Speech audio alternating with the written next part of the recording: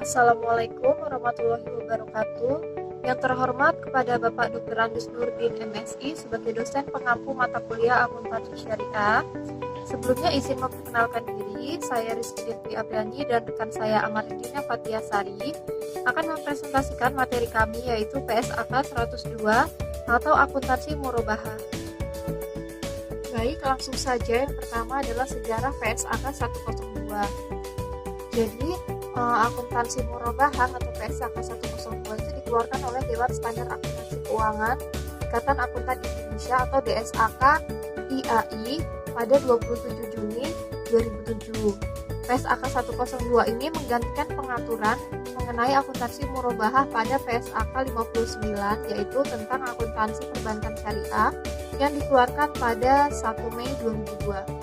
Selanjutnya, PSAK 102 ini adalah akuntansi murabahah yang mengatur pengakuan, pengukuran, penyajian, dan pengungkapan transaksi murabahah. Selanjutnya adalah pengertian murabahah.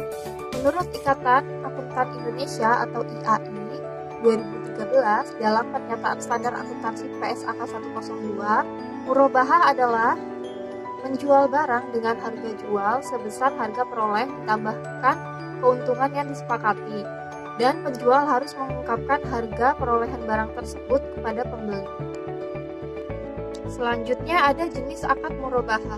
Yang pertama, murabahah dengan pesanan, yaitu dalam murabahah jenis ini penjual melakukan pembelian barang setelah ada pesanan dari pembeli.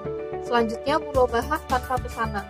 Murabahah tanpa pesanan bersifat tidak mengikat, di mana ada pesan yang atau tidak, atau ada yang membeli barangnya atau tidak, penjual itu menyediakan barang dagangannya. Baik, materi selanjutnya adalah murabahah berdasarkan kegunaannya.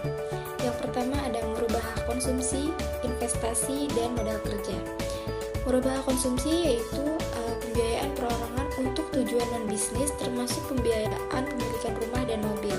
Pembiayaan konsumsi ini biasanya digunakan untuk membiayai pembelian barang konsumsi dan juga barang yang tahan lama. Selanjutnya yaitu murabahah investasi. Murabahah investasi ini merupakan pembiayaan jangka menengah atau panjang yang tujuannya untuk pembelian barang modal yang diperlukan untuk rehabilitas, perluasan, atau pembuatan proyek baru. Pembiayaan murabahah ini biasanya diberikan oleh suatu nasabah yang memerlukan dana untuk menambah modal bagi usahanya. Sedangkan yang terakhir yaitu murabahah modal kerja merupakan pembiayaan jangka pendek yang diberikan bank untuk membiayai modal kerja nasabah berdasarkan aturan syariah yang ada. Selanjutnya yaitu landasan akad murabahah. Landasan akad murabahah ini terdapat dalam Al-Quran dan hadis. Di dalam Al-Quran terdapat pada surat Al-Baqarah dan Al-Maidah. Pada surat Al-Baqarah itu terdapat ayat 275, 280, dan 282. Sedangkan pada surat Al-Maidah terdapat pada ayat 1. Selanjutnya terdapat pada hadis Nabi dari Abu Sa'id Al-Khudri bahwa Rasulullah SAW bersabda, sesungguhnya jual beli itu harus dilakukan suka sama suka.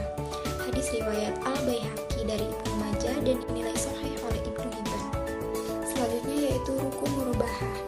Rukun murabahah ini terdapat menjadi 3. Yang pertama pelaku, yang kedua objek jual beli, dan yang ketiga ijab kabul. Pelaku ini harus memiliki kriteria. Yang pertama harus paham hukum, baligh, dan juga berakal serta dapat membedakan.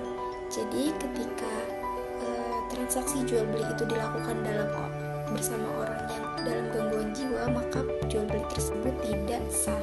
Sedangkan jual beli yang dilakukan terhadap anak kecil itu dianggap sah atas seizin walinya. Yang kedua ada objek jual beli.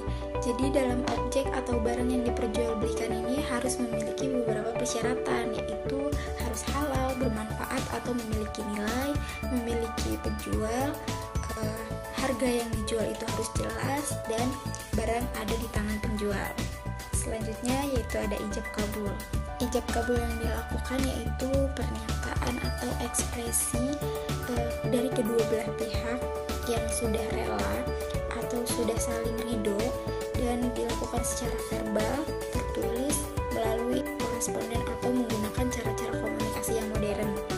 Nah, apabila apabila jual beli tersebut telah dilakukan sesuai dengan syariah atau ketentuannya, maka kepemilikannya, pembayarannya, dan pemanfaatan. Adapun contoh implementasi penerapan PSAK 102, yaitu Bank BNI merupakan salah satu bank yang beroperasi dengan tidak bergantung pada bunga atau berlandaskan pada nilai Islam.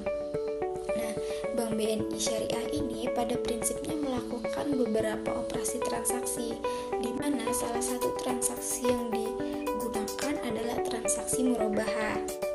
Adanya proses jual beli suatu barang. Dalam hal ini, Bank BNI Syariah tentunya memiliki sistem dan prosedur yang berstandar. Nah, sistem tersebut yakni sistem pencatatan, dengan kata lain sistem akuntansi atau akuntansi syariah. Sekian presentasi yang dapat kami sampaikan. Apabila ada salah kata, kami mohon maaf, dan kepada Allah kami mohon ampun. Terima kasih atas perhatiannya. Kami ucapkan wabillahi taufiq wal hidayah. Wassalamualaikum warahmatullahi wabarakatuh.